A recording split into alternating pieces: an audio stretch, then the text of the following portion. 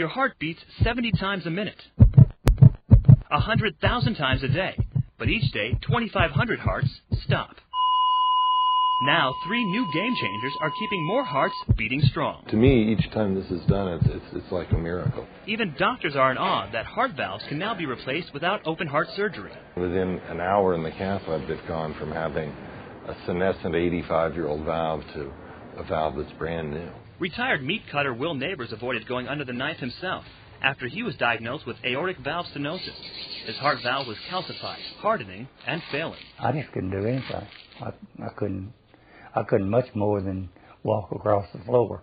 And then I just had to labor to do that. Duke cardiologist replaced his old valve with a new pig valve, delivered on the end of a catheter through a groin artery to the heart. Rather than removing the valve, this catheter-based system is a stent that opens and pushes the old scarred valve out of the way. Here's the valve, boom.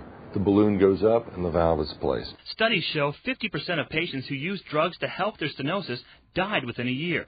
Compare that to just 30% who had their valve replaced without open heart surgery. These are perfect, and it looks like a child's aortic valve. It's beautiful. Just 1 week after another life-saving heart surgery, Brian Bennett is playing hoops with his son. Several of Brian's arteries around his heart were clogged with a buildup of fat and cholesterol. So I was a walking time bomb. He is one of the first to get a same-day coronary angioplasty, where tiny balloons are inflated into the blocked arteries. Traditionally, cardiologists access the heart by threading a catheter through an artery in the leg. Now they've changed their approach, starting at the wrist. Because the artery in your wrist is right on the surface, it's easily visible, it's smaller, and it's right next to a bone, we can easily stop bleeding. The risk of bleeding is less than patients go home the same day. Brian was out of the hospital in 6 hours. And for some, stents are lifesavers to keep arteries open.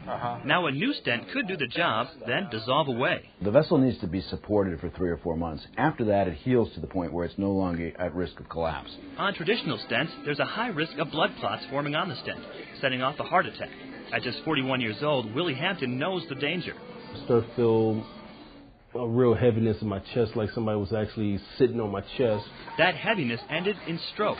Doctors hope patients like him will benefit from the absorbable stents.